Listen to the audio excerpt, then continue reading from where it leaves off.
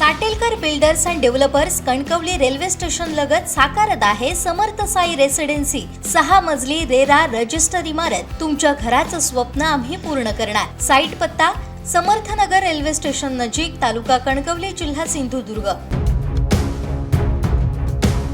गेल्या 4 ते 5 दिवसांपासून सुरू असलेल्या मुसळधार पावसानं रायगडसह संपूर्ण कोकण किनारपट्टीला अक्षरशः झोडपून काढलाय।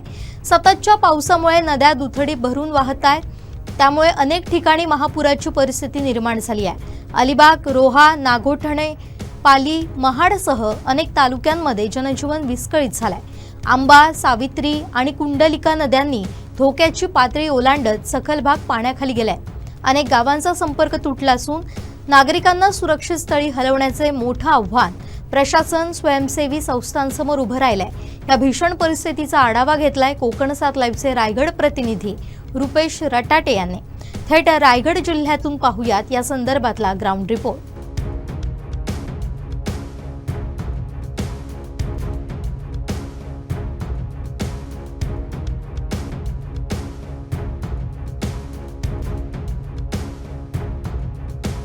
गेले 3 ते 4 दिवस रायगड, रत्नागिरी, सिंधुदुर्ग अक्षरशः पावसाने संपूर्ण हा परिसर, कोकणपट्टीचा परिसर आहे तो अक्षरशः झोडपून काढलेला आहे। आपल्यासोबत SVRS टीमचे काही युवक आहेत, त्यांनी आतापर्यंत किती रेस्क्यू केलेत आणि काय काय त्यांना समस्या जाणवल्यात आपण त्यांच्याकडून जाणून घेणार। एकंदरीत काय सांगाल ही संपूर्ण परिस्थिती पाहता?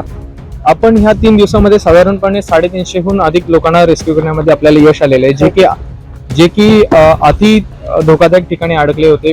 ज्या घरांमध्ये पाणी होतं किंवा ज्या बंगल्यांमध्ये पाणी होतं अशा ठिकाणून आपण अनेक लोकांना रेस्क्यू करण्यामध्ये आपल्याला यश आलेलं आहे। त्यासोबतच नागोठणे ते पालीला जोडणारा जो मार्ग आहे त्या मार्गावरती अनेक वाहनं रस्त्यामध्ये अडकून होती, त्या हळूहळू पाणी वाढायला लागलं आणि त्या गाड्यांमध्ये सुद्धा मोठ्या प्रमाणात माणसं अडकून राहिलेली, जे की गाडींमध्येच बसून होती परंतु पाणी वाढत होतं। अशा लोकांना सुद्धा आपण त्या ठिकाणून वाचवलेलं आहे।